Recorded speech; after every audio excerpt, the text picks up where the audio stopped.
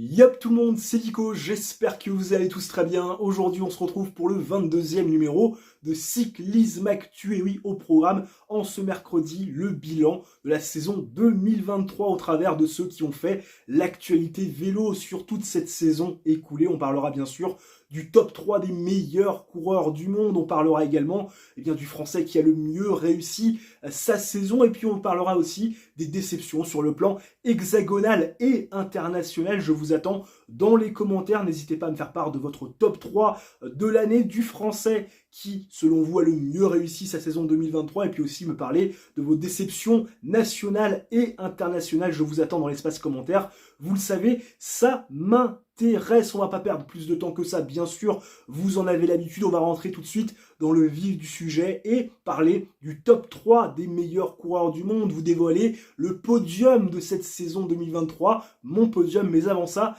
des mentions d'honneur. Et la première, elle est à mettre à l'actif de Primoz Roglic, le Slovène de 34 ans qui cette année a réalisé une prestation extraordinaire avec des victoires sur le Tour de Catalogne, Tirreno Adriatico, une victoire également sur le Tour d'Italie avec une victoire d'étape sur la 20e et avant-dernière étape de ce Giro 2023 avec une confrontation extraordinaire avec Geraint Thomas, le vainqueur du Tour de France 2018. Il a également réalisé un podium sur le Tour d'Espagne, terminant 3e avec ce fameux triplé de la Jumbo-Visma, avec en plus à son actif 2 victoires d'étape. Un Primoz Roglic qui réalise une prestation extraordinaire en 2023, et ce à 34 ans. Lui qui l'an prochain va troquer son maillot de la Jumbo-Visma pour le maillot de la Bora-Hansgrohe. C'est certainement le transfert de l'année, également le plus inattendu. Primoz Roglic qui réalise finalement une saison 2023 dans la lignée de celle de 2021 ou de celle de 2022, mais peut-être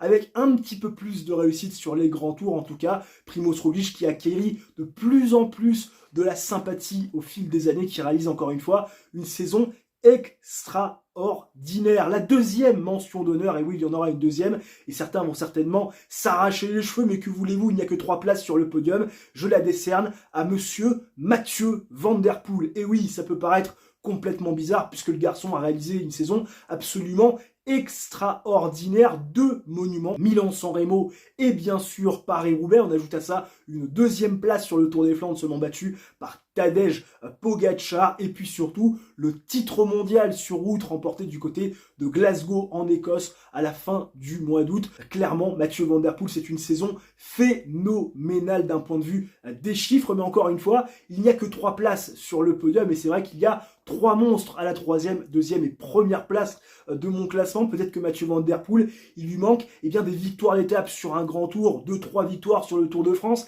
et puis un maillot distinctif pour vraiment faire partie de ce top 3 de la saison 2023, puisque oui, sur le podium, il n'y a que des morts de faim, que des cannibales, mais Mathieu Van Der Poel, très clairement, il a réalisé une superbe saison. On se posait la question de savoir qui de Mathieu Van Der Poel et de Wout van Aert allait réaliser une meilleure année 2023 après leur fameuse passe d'armes légendaire dans les sous-bois, cette discipline du cyclocross que vous suivez tous et toutes chaque hiver comme moi par l'intermédiaire d'Eurosport et de la chaîne L'équipe. La réponse est à 100% Mathieu Van Der Poel, puisque oui, on parlera de Wout van Aert un petit peu plus tard dans cette vidéo, mais rassurez-vous, il n'est pas dans le top 3, puisque oui, le premier nom auquel on va s'intéresser, qui est médaillé de bronze de mon classement en 2023, c'est monsieur Remco Evenepoel, le petit cannibale, digne héritier peut-être de monsieur Eddy Merckx, qui cette année réalise une saison absolument extraordinaire. Champion de Belgique sur route, champion du monde de contre-la-montre, et oui, il a troqué son maillot arc-en-ciel de la course en ligne pour un maillot arc-en-ciel de l'effort solitaire, vainqueur de l'UAE Tour, épreuve World Tour au calendrier, où il aurait dû croiser le fer initialement avec monsieur Tadej Pogačar, vainqueur également de la Classica San Sebastian,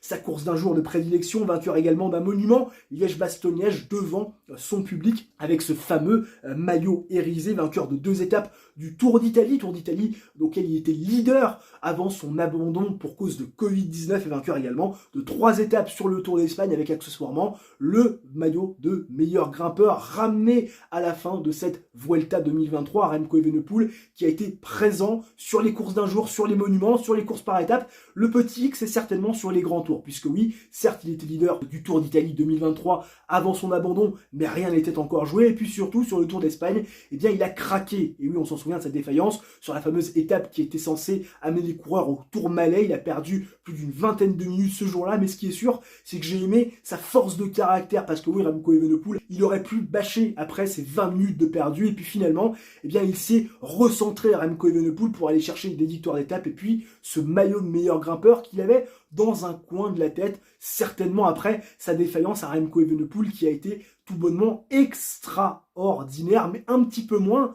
que ceux auxquels on va s'intéresser maintenant, et un petit peu moins que le médaillé d'argent de cette saison 2023, monsieur Jonas Vingegaard, qui cette année réalise une saison absolument extraordinaire, et oui, pas seulement sur les grands tours, puisqu'on l'a vu remporter le Tour du Pays Basque, où il a été extrêmement impressionnant, avec pourtant un profil qui ne l'avantageait guère. On l'a vu également vainqueur du Critérium du Dauphiné, ça a été clairement démonstration, et puis vainqueur du Tour de France, et oui, au nez à la barbe, encore une fois, de Tadej Pogačar. Il a fait craquer le Slovène, il l'a écœuré petit à petit. Alors certes, seulement une victoire d'étape, mais enfin quand même une prestation XXL sur les routes de la Grande Boucle, presque aussi impressionnante que sa prestation sur le Tour d'Espagne quelques semaines après, avec une fabuleuse deuxième place au classement général sur un grand tour surdominé par l'équipe Jumbo-Visma. On en a parlé à de maintes et maintes reprises, et puis également 2 victoires d'étape à mettre à son actif. Il était d'ailleurs certainement plus fort sur ce dernier grand tour de l'année, mais encore une fois, on a décidé du côté de la Jumbo-Visma de récompenser Sepkus pour service rendu, en tout cas un Jonas Vingegaard qui, cette année, une fois encore, prouve que sur les courses par étapes et sur les grands tours, il est bien le meilleur coureur du monde. Et en parlant du meilleur coureur du monde, passons au médaillé d'or de cette saison 2023 qui est bien sûr monsieur Tadej Pogačar, et oui, le Slovène de 25 ans qui cette année réalise une nouvelle fois une saison monumentale, limite stratosphérique, champion national du contre-la-montre et de la course en ligne, vainqueur de Paris-Nice, vainqueur également des courses d'un jour comme la Stade Gold Race et la Flèche Wallonne, deuxième du Tour de France avec 2 victoires d'étape, vainqueur du Tour des Flandres et du Tour de Lombardie. Oui, oui, 2 monuments comme monsieur Mathieu Van Der Poel et également notre médaillé de bronze des mondiaux, Tadej Pogačar. On le voit du 1er janvier au 31 octobre, performer sur les courses d'un jour, sur les monuments, sur les classiques, sur les courses par étapes et bien sûr sur les grands tours.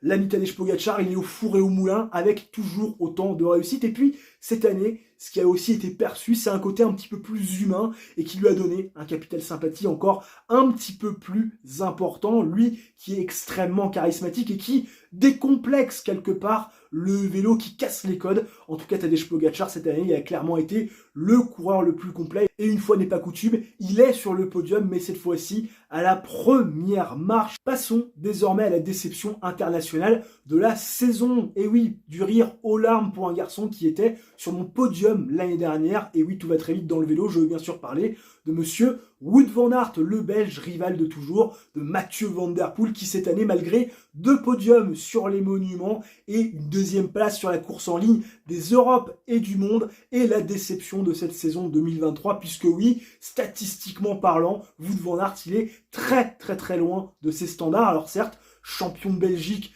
du contre-la-montre, certes vainqueur du Grand Prix E3 et du Tour de Grande-Bretagne, mais pas de victoire de prestige sur un monument ou sur un grand tour. Et oui, lui qu'on avait quitté, on le rappelle, vainqueur du maillot vert et de plusieurs étapes sur le Tour de France. Et oui, lui l'équipier modèle capable de scorer. Cette année, ça a été beaucoup plus compliqué. Wout van Aert, qui je le rappelle, a pris une énorme claque sur les championnats du monde de cyclocross, battu au sprint par son éternel rival, alors qu'il semble être le plus fort. Est-ce que cette défaite a eu un impact psychologique sur sa saison?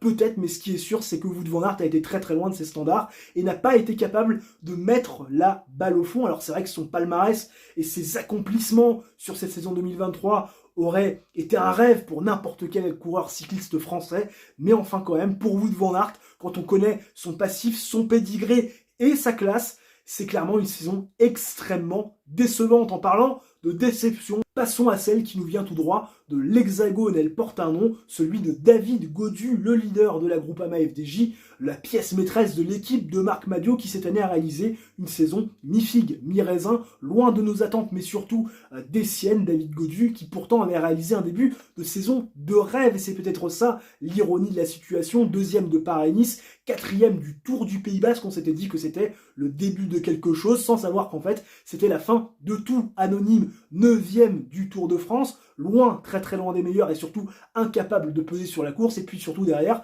plus aucun résultat significatif. David Gaudu qui se veut être désormais l'unique leader de la formation française dirigée par le charismatique Marc Madiot. Malheureusement, David Gaudu, force est de constater qu'il n'avait pas les moyens de ses ambitions cette année, sans compter qu'il est certainement responsable un petit peu du départ de Arnaud Démare du côté d'Arkea Samsic, qu'il avait fait part de son inimitié sur les réseaux sociaux avec le sprinter Maison qui avait remporté tellement de bouquets pour la formation de Marc Madiot. David Gaudu se doit de prendre une revanche l'année prochaine, surtout qu'il va avoir dans ses pattes des garçons qui continuent à mûrir et à prendre de la confiance, à l'image d'un Valentin Madouas qui a remporté sa première Classic World Tour, qui est devenu champion de France, à l'image de Romain Grégoire, qui est un jeune qui allait dans l'ombre, qui a envie de progresser et surtout de s'affirmer, et puis aussi à l'image de Lenny Martinez, qui pourrait être une concurrence pour les grands tours et les fameux classements généraux de course par étapes ou de Tour de France dans les prochaines années. Bref, un David Gaudu très très loin de ses ambitions. Comme on dit, c'est beau de parler, mais c'est encore mieux d'agir. On espère qu'il le fera pour la saison 2024, puisque cette saison 2023, on va pas se le cacher, était très clairement décevante. Passons à celui qui a illuminé très clairement de sa classe et par ses résultats le cyclisme français. Et je veux bien sûr parler de monsieur Christophe Laporte, membre de l'équipe Jumbo-Visma, cette armada vainqueur des 3 grands tours cette année et surtout fabuleux triplé du côté de la Vuelta de España. Christophe Laporte cette année, c'est un titre de champion d'Europe. Et oui, rien que ça, au nez à la barbe de monsieur Wout van Aert avec un final absolument irrespirable et puis vainqueur de Gone Game et d'à travers les Flandres avec également 2 étapes sur le Critérium du Dauphiné et le port du maillot de leader. Christophe Laporte, c'est une saison absolument fantastique. On le sait, il a passé un cap